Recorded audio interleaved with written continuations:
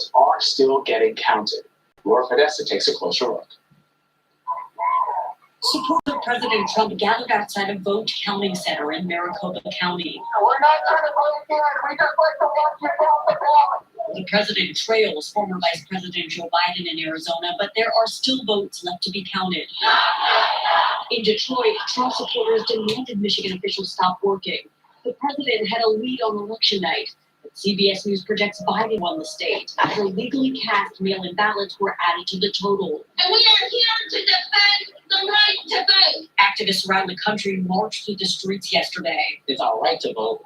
All votes must be counted for. The Trump campaign is launching legal challenges in several states. We're going to win Pennsylvania, but they're trying to cheat us out of it. The president holds slim leads in both Pennsylvania and Georgia, but the remaining ballots, all cast on or before Election Day, come from Democratic-leaning areas. In Pennsylvania, every vote is going to count. CBS News projects that former Vice President Joe Biden is the presumptive winner in Wisconsin, but that lead is small enough that the Trump campaign is expected to ask for a recount.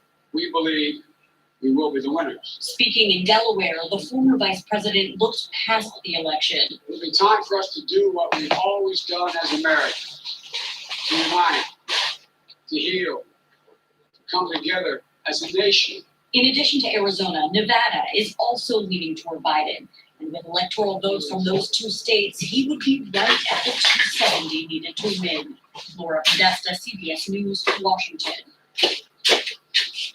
All right, so for more on this, we want to bring in Caitlin Julie Burns. She is with us now from Philadelphia. So Caitlin, we heard a little bit in Laura's story, kind of the state of things currently and the various paths by which either candidate could sort of get closer to 270. But just, I want you to sort of flesh that out.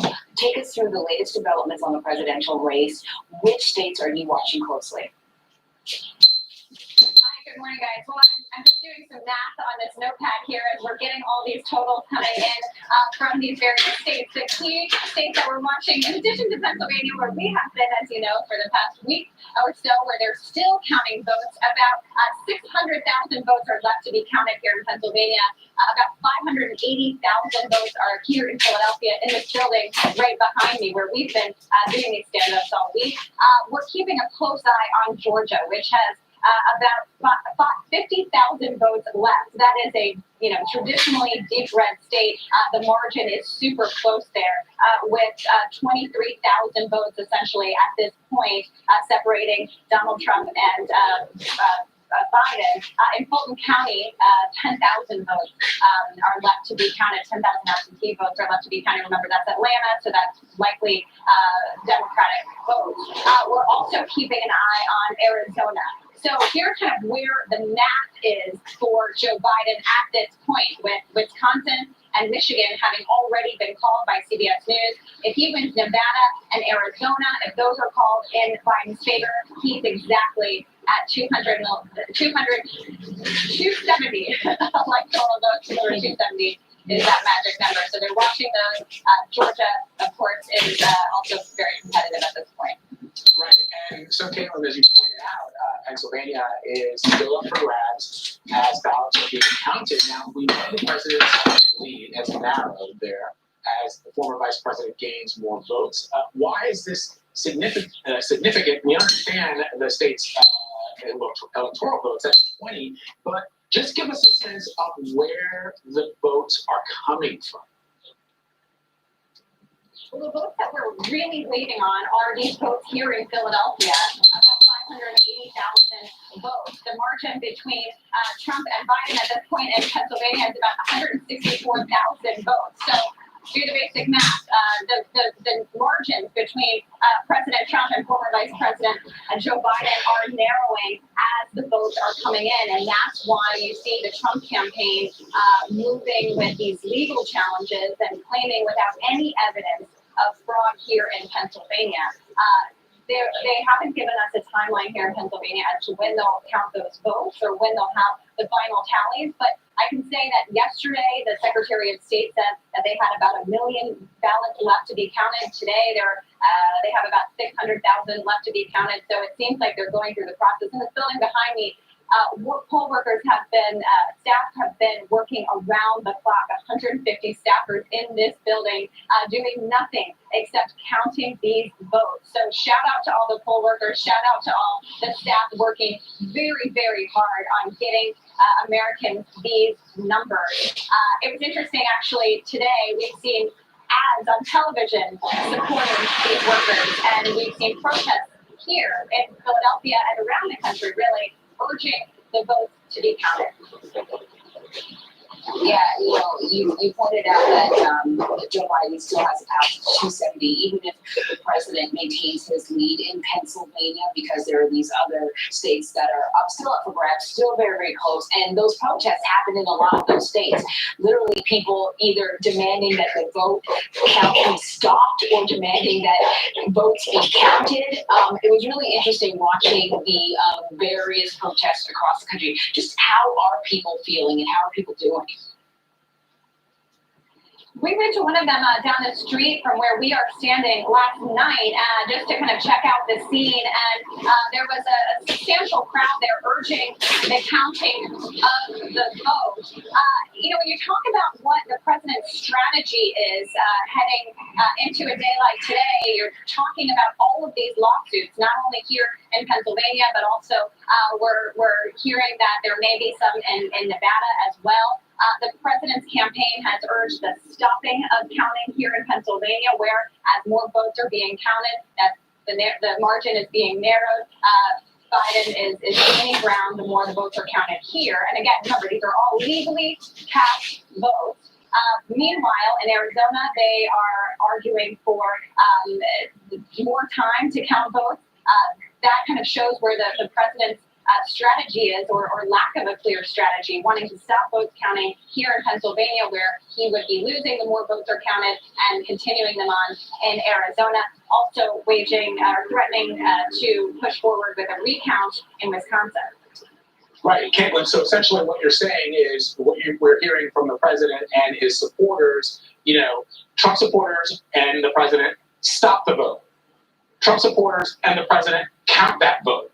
I mean, it doesn't really make a lot of sense. And something that you said, Caitlin, which I think deserves to be just pointed out once again, is that these poll workers who are doing this job under difficult conditions, because obviously we've never been in a pandemic like the one that we're in right now, just remind our viewers, these are bipartisan. When these election commissions in these states and these counties are set up, this is a bipartisan group of poll watchers. It's not just Democrats, it's not just Republicans, it's bipartisan. And when you look at them, we have a couple of live shots, and we have had a couple of shots of these poll workers doing their job. I mean, they look like your neighbors, which they are. They are, and that's a really great point. And we've been talking to a lot of these folks throughout this campaign, and when we visited polling sites, these are people who really care about the job that they're doing. These people see this as a patriotic duty, really. And so that's why they should be applauded, and they're working all hours of the night and in a pandemic, knowing that the pressure is on, the cameras are on. That's another important thing to keep in mind, that a lot of these vote counts, especially here in Pennsylvania and in Arizona, you can watch them being counted. There are cameras in there. We have sat in canvassing board meetings in places like Florida just a couple of weeks ago. This process is transparent. It's designed to be so to protect the integrity of the election. My wonderful producer, Sean, has just handed me some new totals here in Pennsylvania. We're seeing about the margin now at whatever time this is. What time are we? The top of the hour at 9 a.m. About 17,000 votes. Biden is leading by about 17,000 votes here in Pennsylvania. Gained 17,000 votes, over here in Pennsylvania. About 146,000 votes separate the two candidates. So still waiting on these numbers in Philadelphia. Trump has the lead, but is narrowing that lead really as the votes are being counted here. Shout out to your producer, Sean Gallix. We could not do the work that we do without our producers, both in the field and here. Our notepads, all of our numbers that were being counted, which kind of shows how fast this race is moving, how they're trying to get all these votes in. So that was my bad math. Sean is good, better at math than I am. Well, that's why we rely wholeheartedly on our producers, both in the field and in the studio. But Caitlin, really quick, so you pointed out how many votes the vice president has gained in just the last couple of minutes or hours. And so how many votes are still outstanding? Well, about 600,000 votes here in Pennsylvania are still outstanding. Biden has gained about 17,000 votes, but really keep an eye here on Philadelphia. 580,000 ballots are here. This is a county that is heavily Democratic. This is also a place, remember, when we're talking about the strategy heading into Election Day, where the Biden team, the Democrats, have been very focused on absentee ballots, early vote. That's what is being counted here as well, in addition to the day of voting. So that's kind of why everybody is saying, wait for the votes to be counted. That's critical. These are legally cast ballots. People have a right to deserve their votes to be counted. And we'll have a call when they're counted. Indeed, indeed. Caitlin Huey-Burns and producer Sean Gallitz, we thank you both. Appreciate it. Thank you. And for more on the Trump campaign's mounting legal challenges, let's bring in CBS News White House correspondent Ben Tracy. All right, Ben, so you heard a bit of what we were saying with Caitlin. On one hand, Trump supporters and the president are saying stop the vote counting, and in other places they want the vote count to continue. But they are suing to stop in Michigan, where CBS News has projected that former Vice President Joe Biden is the winner. Over to Pennsylvania, it's trying to stop the count there, where the president currently holds a narrow lead. What is the Trump's campaign? What is the argument for filing these lawsuits and having this sort of schizophrenic approach to the various states where they appear to be winning and in the states where they appear to be losing? Well, on that second point, they don't really even bother justifying that. They're basically going after the votes they think are going to harm them. So that's why you're seeing them wage these legal battles in places like Michigan and Pennsylvania. Their arguments fall into two kind of different buckets. One is access to seeing the ballots being counted. They're saying that we want more access, more transparency to see if these ballots are actually being counted fairly.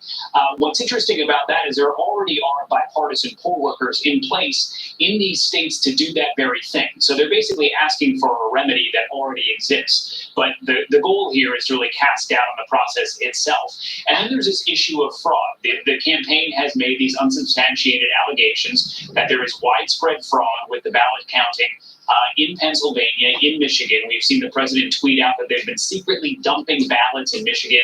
There is no evidence of that. He has not even offered any evidence of that. And then in Pennsylvania yesterday, you saw the president's son, Eric Trump, get up in front of a crowd there and say, this is fraud. This is not democracy.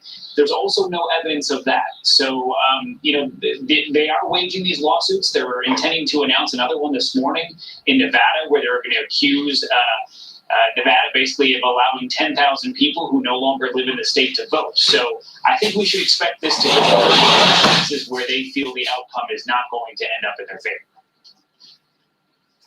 In fact, the president's legal team has already lost a battle here in Pennsylvania, and they filed an appeal. What they want to see happen is they want mail-in ballots that are received after Election Day, but postmarked for Election Day, received by Friday. They don't want those ballots to count. They already lost that battle once. They are appealing and hoping to take it to the Supreme Court. What is the possibility of that happening? It's possible. It went to the Supreme Court, and basically it was a 4-4 decision where the Supreme Court said that it was not going to overrule that change in the law there in Pennsylvania. But some of the very conservative members of the Supreme Court signaled that they would be willing to hear this argument again and rule against it. Obviously now, since that ruling happened, we now have 9 members of the Supreme Court, including Amy Coney Barrett. She has not said that she would recuse herself from any of these cases that involve these election challenges, even though she was just put on the court after being nominated by President Trump, one of the candidates who is bringing these lawsuits. So we'll have to see how that plays out. There is the question of whether or not those ballots would really matter if Joe Biden, they're counting these ballots currently, these ballots that were actually received by Election Day. If he takes over a big win there in Pennsylvania, which some people who are looking at the math say is quite possible, these other ballots may become moot. But certainly you should expect the administration, or the Trump campaign rather, to keep pushing for the Supreme Court to intervene. Ben, let's talk about Wisconsin. The president and his campaign continues to push for a recount there where President Biden is the projected winner. They are citing reports of they're citing reports of things that they haven't been able to prove in several counties there. And over in Georgia, the campaign sued election officials in Chatham County, alleging that ballots arriving after the 7 p.m. deadline may have been mixed with eligible ballots and improperly counted. In Wisconsin, which I think is interesting because it's already been projected for the vice president, we had the former governor, who's a Republican, Scott Walker, on air, and he's suggesting that even if a recount happens, the margin of votes between Biden and Trump is something like 20,000, which would really be a high hurdle for the president to overcome. But have you, in our reporting, have we been able to find any evidence of something that is fishy in either of those states? No. And in fact, all of these allegations of fraud or irregularities, the campaign has offered zero proof for them. They just kind of put the allegation out there, which that seems to be the strategy. In terms of the recount in Wisconsin, you're right. The former Republican governor has come out. They have a lot of experience in Wisconsin with recounts because they have a lot of really tight races. So they've been through this before. And typically recounts only turn over a couple of hundred votes. And you're talking right now, the margin that Joe Biden has in Wisconsin is north of 20,000 votes. So that's a very, very high hurdle for President Trump to overcome. It also would be expensive. This is something that the campaign would have to pay for. And they are actively raising money online, asking people for donations to support these challenges that they're making. The other thing is they have formally asked for this recount, but they can't actually really do that for about another 2 weeks because Wisconsin needs the time to actually verify its results before a recount is even a possibility for the Trump campaign. So the Trump campaign, they're not the only ones with an army of lawyers. The Biden campaign also prepared. What's going on with the Biden campaign in terms of fending off these lawsuits or appeals?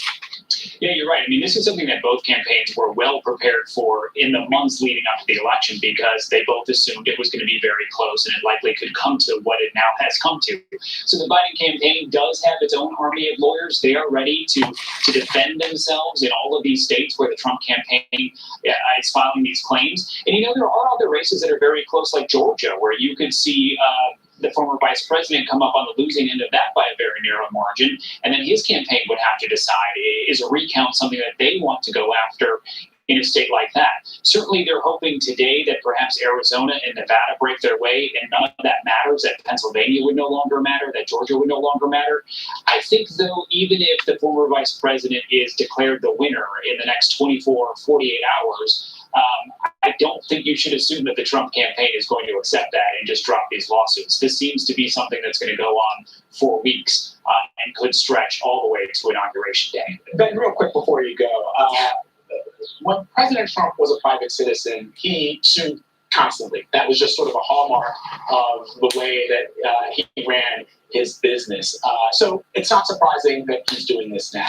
The question I have for you is, are you hearing from sources either close to the White House or other Republicans that they're sort of, I mean, if you watch David Bednar's report this morning on CBS this morning, he was talking to some voters, and he had one woman who essentially said, well, she believes the president when he says that there have been, there's fraud and there's these, things that are happening in states, that the elections are rigged. I mean, the power of his words really do matter, and a lot of people, when they hear from the president of the United States, take those words to heart. Are you hearing from anybody either close to the White House or other Republicans who are sort of saying, you know what, this is getting a little exhausting, having to defend the integrity of the elections of the United States of America, where for the last 100 years, or at least since the post-World War II era, we have been the country that have gone into other countries and told them how to conduct their elections? Yeah, it depends on who you ask. The folks in the White House, the folks in the campaign, these are the true believers. These are the people who will go down with the ship however long it takes. So they're all in. They're all for this battle, because even if the president is not successful, let's say he ends up losing all of these legal challenges and then loses the race, they view this as good PR. It shows him fighting. It shows that they want to keep making these accusations that there was fraud, that this was rigged. But what you're hearing from more establishment Republicans is just let people count the votes and let's see where this ends up. Let the votes be counted and then mount your legal challenge if you think there was fraud and you have evidence of that. So there are kind of two different camps. The campaign obviously is trying to get out in front of some of these states where they are now expecting to potentially lose and call fraud before there is evidence of fraud, because that's a nice way of really then saying that that vote is wrong once there is a final tally. Ben, Tracy, thank you. The president tweeting in all caps, "Stop the count," just moments ago. Not sure if he wants it stopped in states where he's winning or where he's ahead or where he's not ahead. Well, I can guess which states he's talking about. Ben Tracy, always a pleasure. Thank you. Thanks, guys. So tonight, be sure to stream a special 2-hour edition of Red and Blue hosted by Elaine Piano. She will be joined by a team of reporters and analysts to break down the very latest election news and results. That's from 5 p.m. Eastern, right here on CBSN. All right, coming up, over 100,000 coronavirus cases were reported in the United States yesterday. Folks, that is the highest number of single-day infections ever reported in this country. So ahead, we will speak with Dr. Shoshana Underlighter about the concerning spike as temperatures continue to drop and the holiday season inches closer. Keep it right here. You're streaming CBSN, CBS News, always on.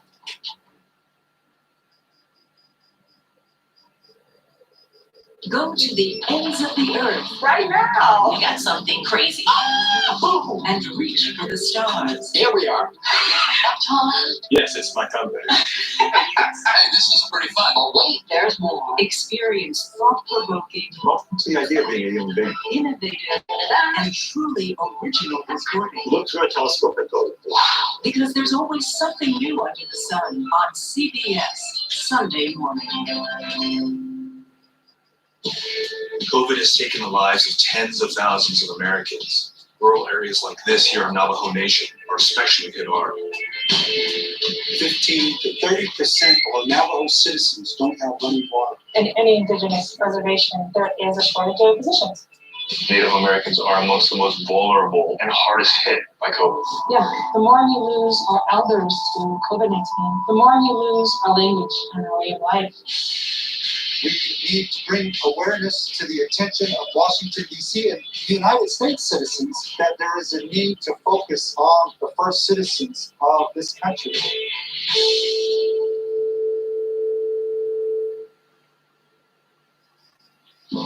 In 60 years, we went from about 100,000 factory workers to probably about 7,000.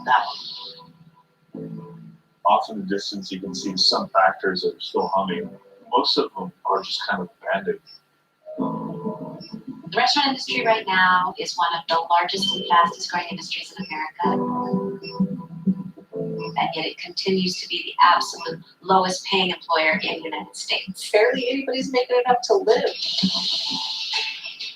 We're donating plasma to get by. It's literally a slave wage. I don't remember growing up like this. My mom didn't have to go to food banks. It's pretty sad. Even really young kids are feeling what's going on right now. How should parents be talking to them about this whole question of racial justice? How do we embrace this moment and turn it into real change? What we really must focus on is moving from protesting to policy. Join Dale, Anthony, and Tony on CBS this morning.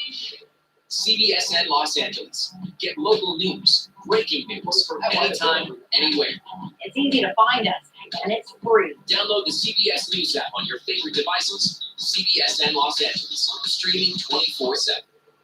You can watch CBS. Thank you. 10-9 on. Got it. Turning main on.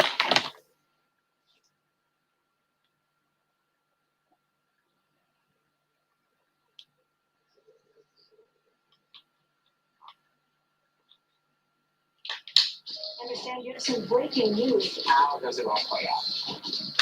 It's quite an adventure here at CBSN. It's been a day.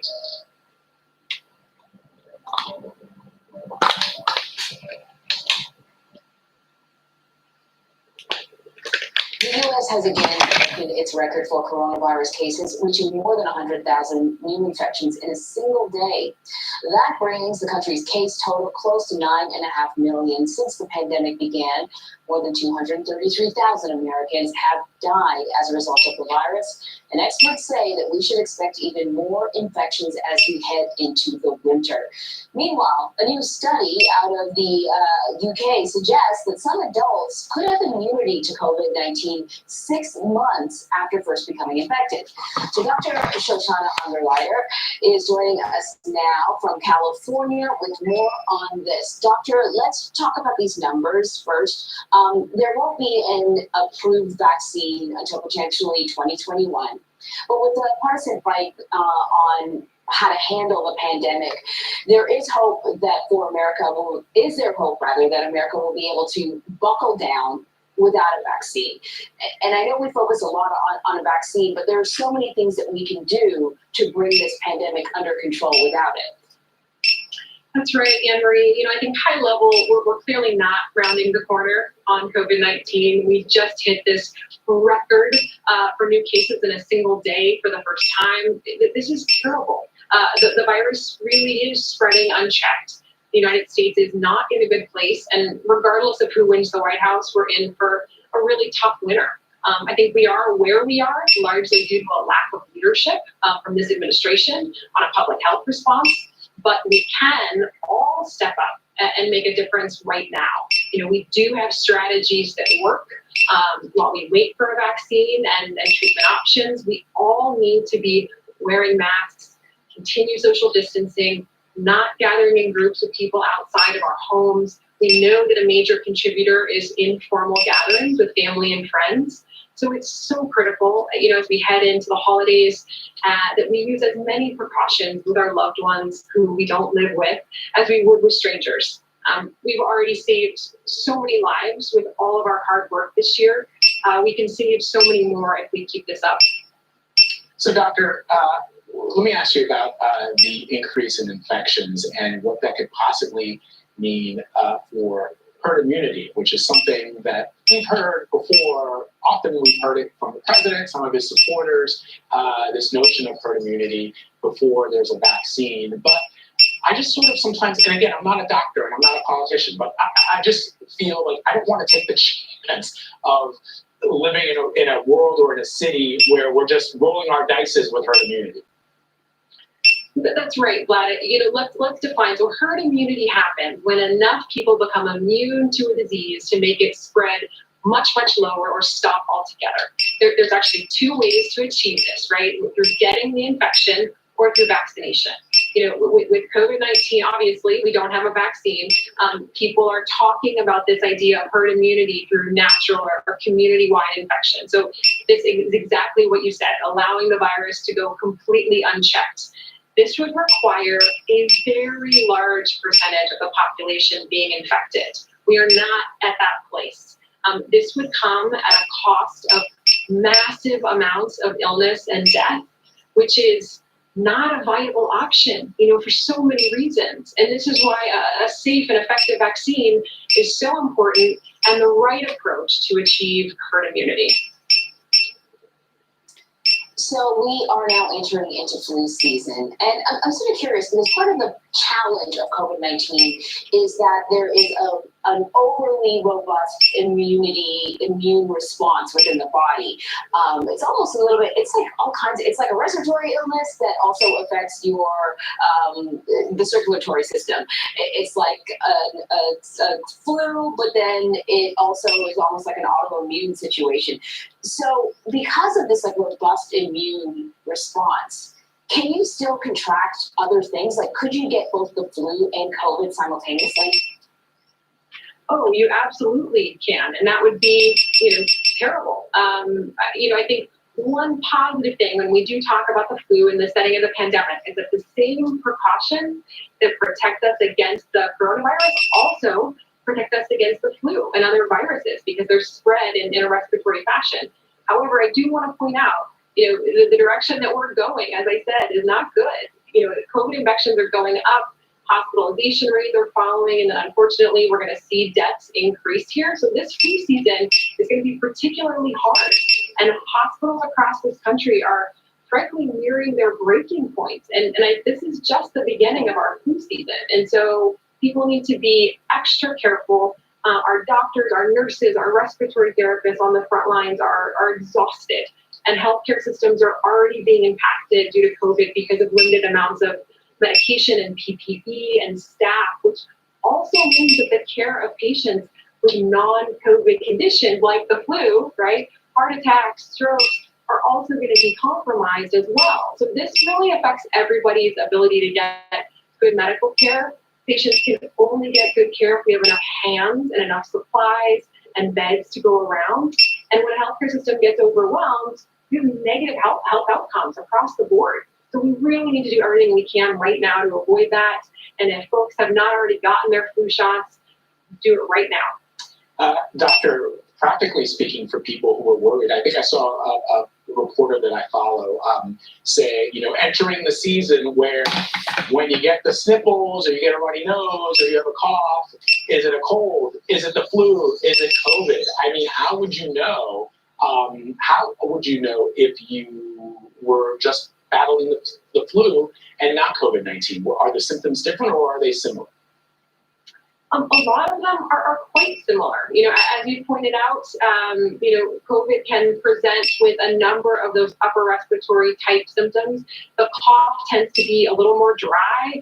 That loss of taste and smell is more common with the novel coronavirus than probably the flu, but it's a little tricky. And so I would definitely say if you're starting to have symptoms, definitely isolate, from others and think about, calling your doctor if things get worse. I didn't know sneezing wasn't I just was looking at that and I didn't realize, Anne-Marie and Dr. Ungerleider, that sneezing was not an indication of the flu or of COVID-19, because I tease my wife every time she sneezes in the house. I go running for the other room. And so I won't be able to use that joke on her anymore.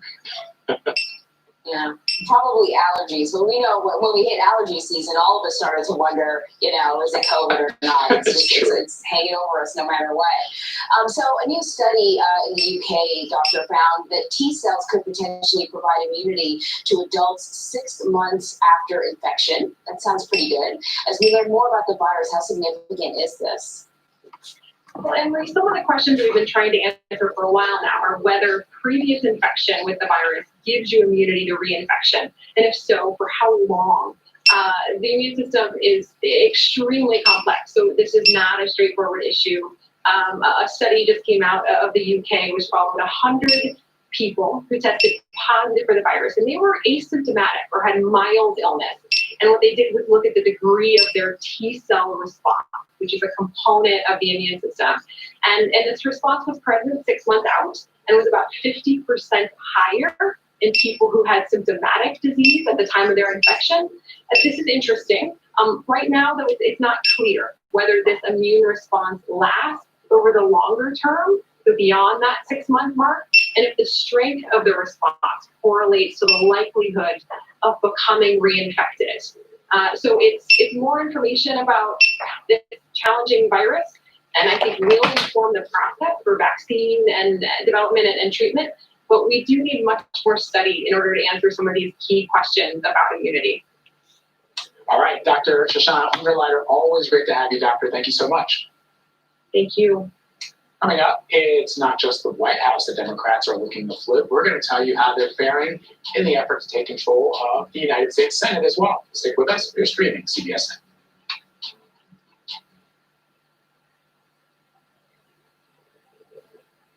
Go to the ends of the earth Right now. We got something crazy. And reach for the stars. Here we are.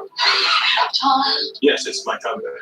Hey, this is pretty fun. Oh, wait, there's more. experience thought-provoking, What's the idea of being a human being? innovative, and truly original recording. Look through a telescope and photo.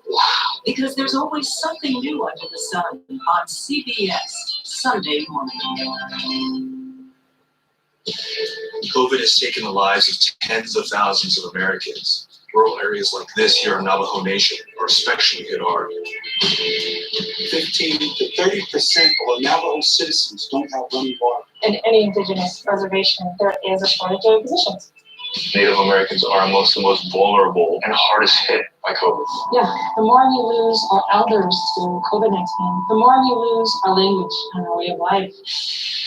We need to bring awareness to the attention of Washington, D.C. and United States citizens that there is a need to focus on the first citizens of this country.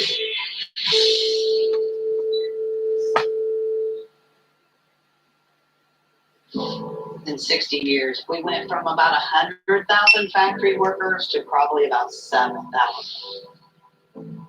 Off in the distance, you can see some factories that are still humming. Most of them are just kind of abandoned.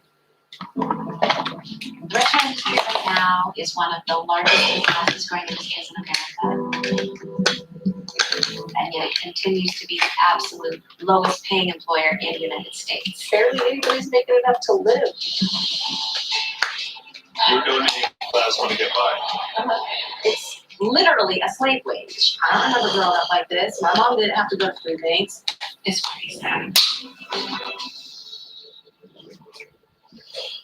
Even really young kids are feeling what's going on right now. How should parents be talking to them about this whole question of racial justice? How do we embrace this moment and turn it into real change? What we really must focus on is moving from protesting to policy.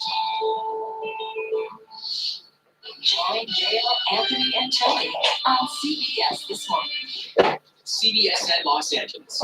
Get local news, breaking news from anytime, anywhere. Easy to find us, and it's free. Download the CBS News app on your favorite devices. CBSN Los Angeles, streaming 24/7. You can have CBSN 24/7. I've got an amazing story to share with you. Understand this is breaking news. How does it all play out? It's quite an adventure here at CBSN. It's been a day.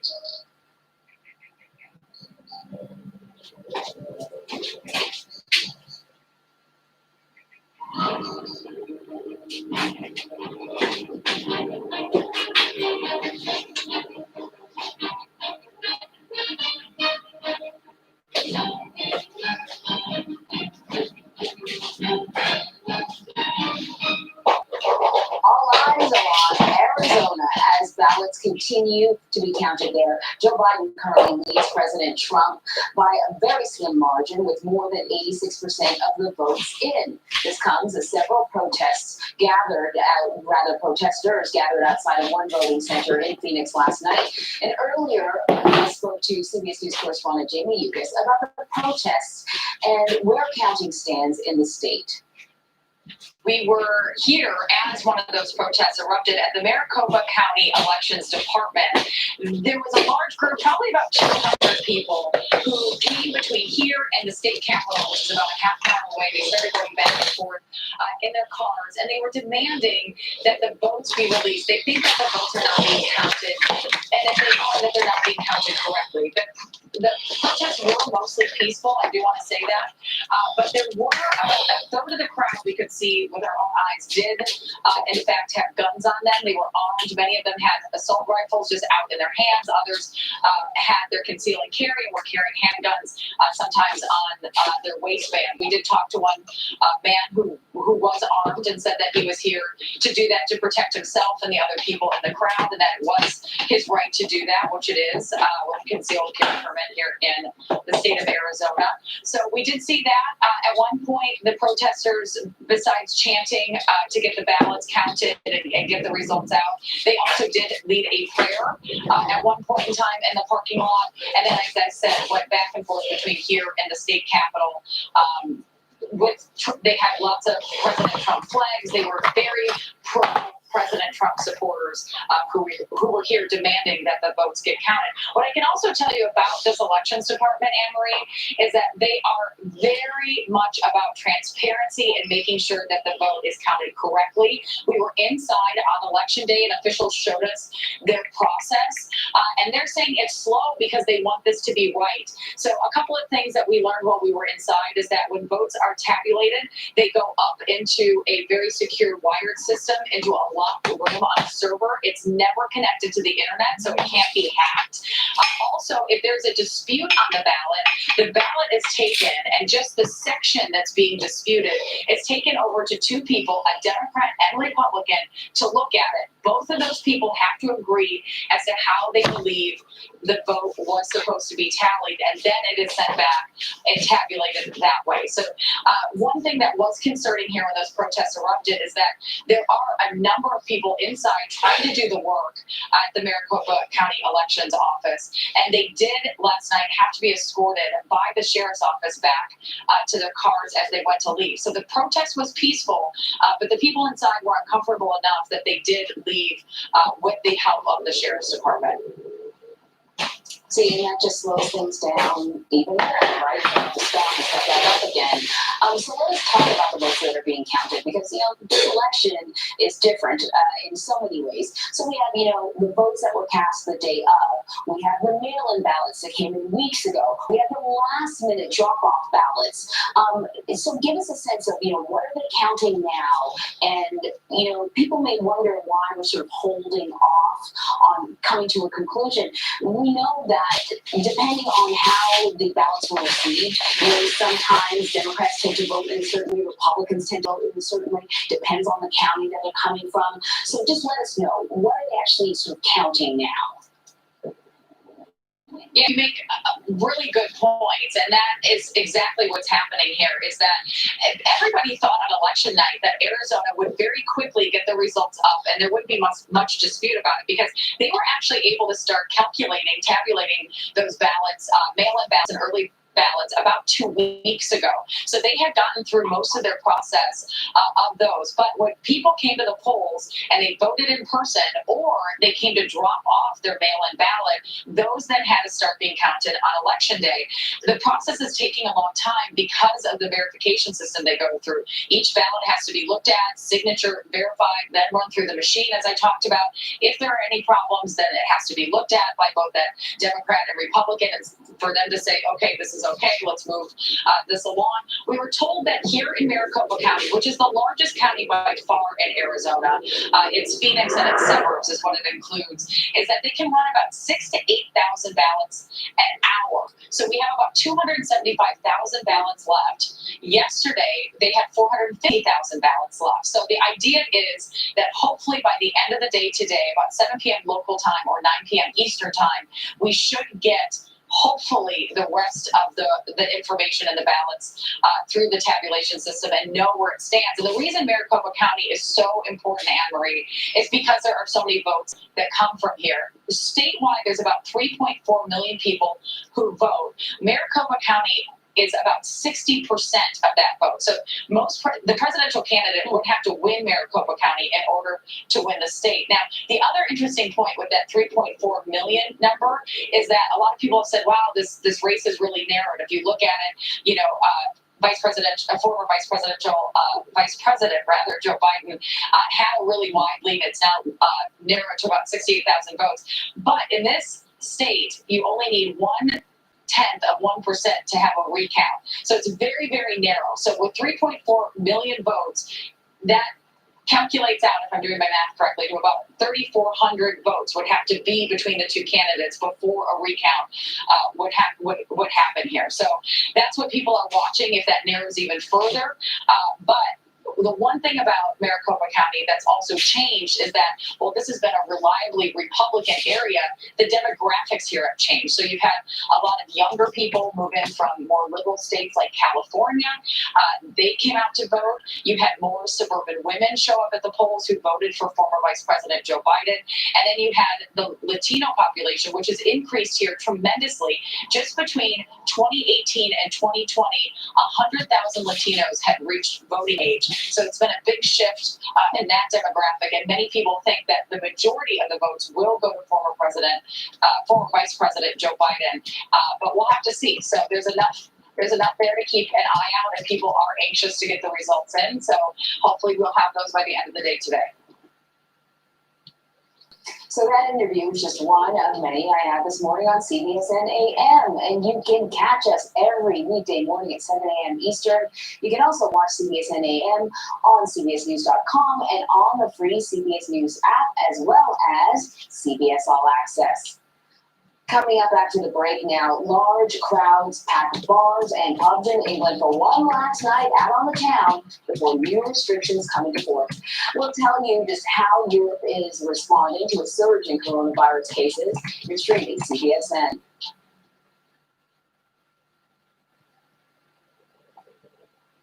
Go to the ends of the earth right now. We got something crazy.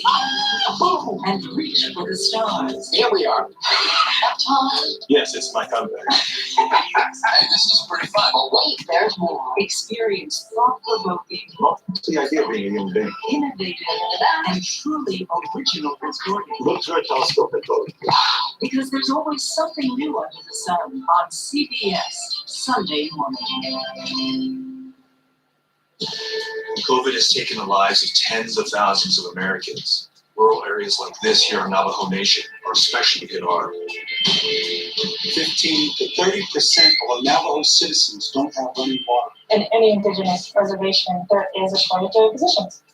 Native Americans are amongst the most vulnerable and hardest hit by COVID. Yeah, the more we lose our elders to COVID-19, the more we lose our language and our way of life. We need to bring awareness to the attention of Washington, D.C. and United States citizens that there is a need to focus on the first citizens of this country.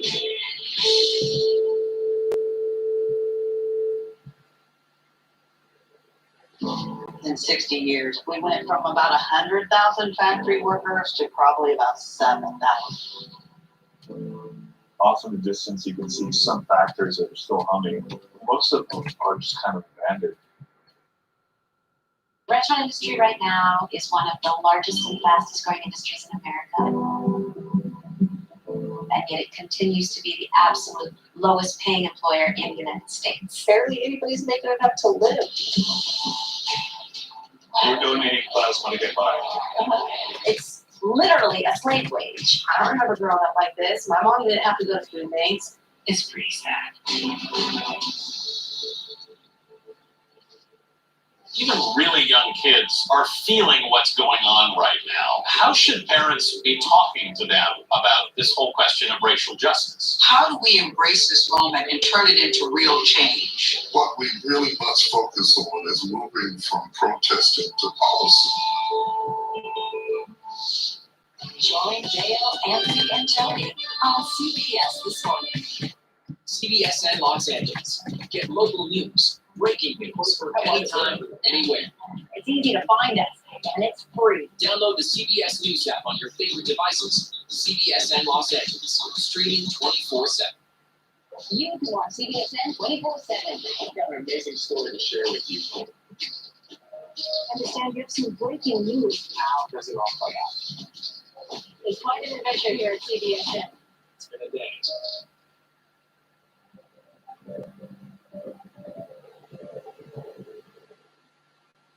Another 750,000 Americans filed for unemployment last week. That's down from the prior week, but not by much. Mark Hemrick is a senior economic analyst for Bankrate. He is here to help explain what the new jobs report means for the economy. So, Mark, for the past few weeks, we've seen fewer unemployment claims filed, though the numbers are still high. This past week, 7,000 fewer people filed than the week before. What is driving these numbers?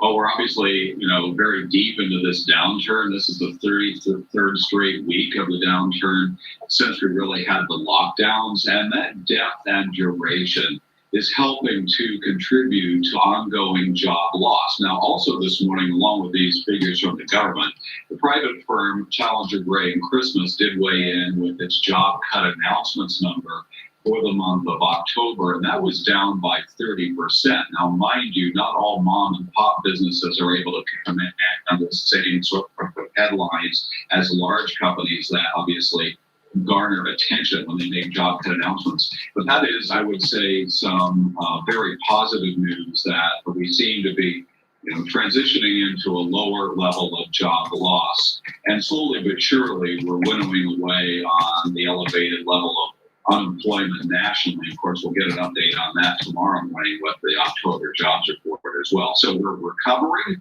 but we are at the destination we want to be at right now. So what industries are seeing the most job cuts? Who's being affected? This is very much, I would say, a similar story to what we've seen all along, Anne-Marie, and that is leisure and hospitality at the top of the list, bars and restaurants, some of which will be throwing in the towel, unfortunately, as cold weather sets in those climates where it's not going to be pleasant or reasonable to sit outside. Retail continues to be an area where we'll be losing some jobs as well. Obviously, we're now in the thick of the holiday shopping season, and brick and mortars is not going to command the level of sales that it would in a typical year. So we're seeing some further changes for that area. One area that might slip below the radar is the energy sector. We still have essentially depressed oil prices. People celebrate that at the gasoline pump, but it's something that is bemoaned in the oil patch. And so energy is another area where we're continuing to see some job losses. And another one that might surprise some people is healthcare. Even though we have high utilization of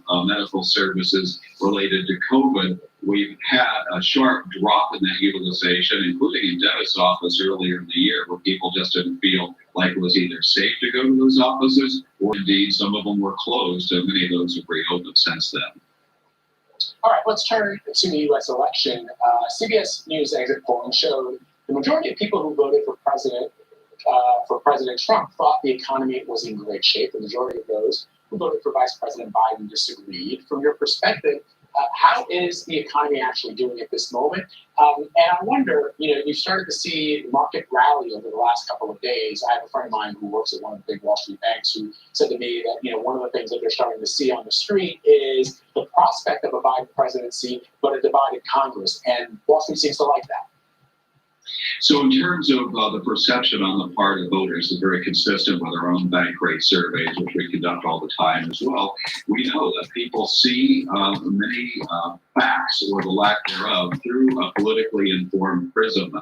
And it may well be that people basically concoct these narratives to fit the story that they want to use to justify their support of a candidate.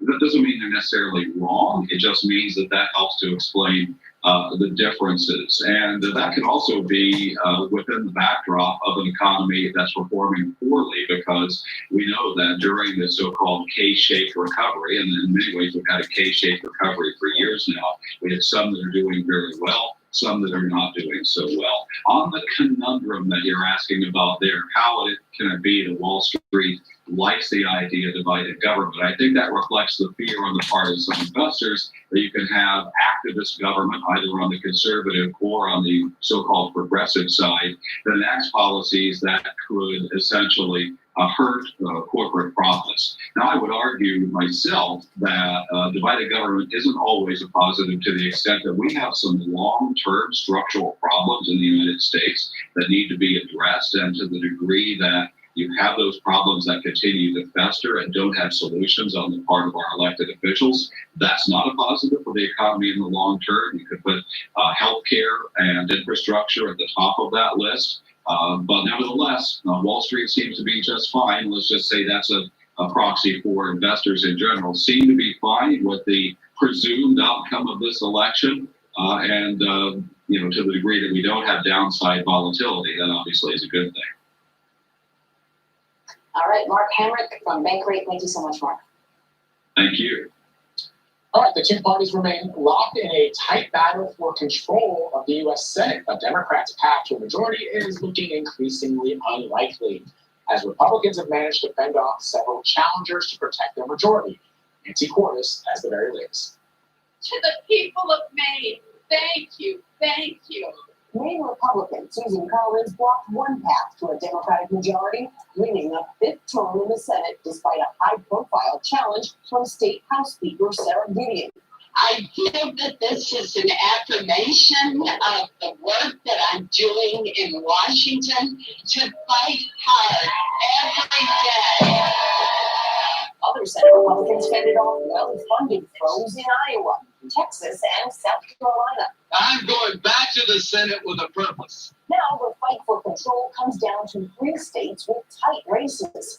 The first is North Carolina, where Republican Senator Tom Tillis retains a small lead over Democrat Cal Cunningham, with nearly all the votes counted. CBS News hasn't projected a winner, but Tillis did. We did it against all the odds, right? I mean, and we heard this before, you're down in the polls, there's no chance of winning. And I believed in every single one of you. Georgia Republican David Perdue is being more cautious. He's leading Democrat John Ossoff, but if Perdue slips below 50%, the race will go to a January runoff. Another Georgia Senate race is definitely headed to a runoff between Senator Kelly Loeffler and Pastor Raphael Warnock, meaning we'll likely wait for months to find out which party controls the Senate. The Senate's current leader, Mitch McConnell, admitted yesterday he's in suspense, just like everyone else. I don't know whether I'm going to be the defensive coordinator or the offensive coordinator. In Arizona, former astronaut Mark Kelly is likely to defeat Republican Senator Martha McSally. And former Colorado Governor John Hickenlooper is headed to the Senate after beating Republican Senator Cory Gardner. It's time for a different approach. It's time to start solving problems and helping people. And that's exactly what I intend to do. Even if everything goes the Democrats' way, they will only end up with a razor-thin majority. In the House, Democrats are expected to keep their majority, but with a much slimmer margin. They flipped 2 red seats to blue, and Republicans flipped 8. There are still more than 24 races, though, considered toss-ups. In a letter to Democrats, Speaker Nancy Pelosi admitted that it had been a, quote, challenging election. Puerto Rico is still waiting for the results of its historic gubernatorial race. The pro-statehood candidate, Pedro Pierluisi, is holding on to a slim lead against pro-Commonwealth candidate Carlos Delgado. 95% of the vote is in, with Pierluisi at 32.4% and Delgado at 31.4%. If the final vote is less than a half point, an automatic recount is triggered. Other candidates on the ballot are also making history. The Citizens Victory Movement and the Independence Party received 15 and 14% of the vote, respectively. That is the most votes either party has ever received in an election. Both parties are said to have gained the support of young voters who want to move away from the two-party system. Manuel Natal of the Citizens Victory Movement is narrowly leading his election for mayor of San Juan. Coming up after the break, as election officials across several key battleground states work around the clock to count outstanding ballots, we're keeping an eye on any updates that could determine who the next president of the United States will be. We will keep you updated on those results throughout the course of the day. You're streaming CBSN, CBS News, always on.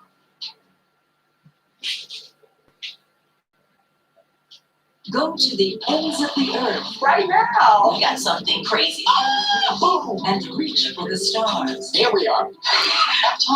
Yes, it's my comeback. Hey, this is pretty fun. Oh, wait, there's more. Experience thought-provoking, What's the idea of being a human being? innovative, and truly original recording. Look through a telescope and go, wow. Because there's always something new under the sun on CBS Sunday morning. COVID has taken the lives of tens of thousands of Americans. Rural areas like this here in Navajo Nation are especially hit hard.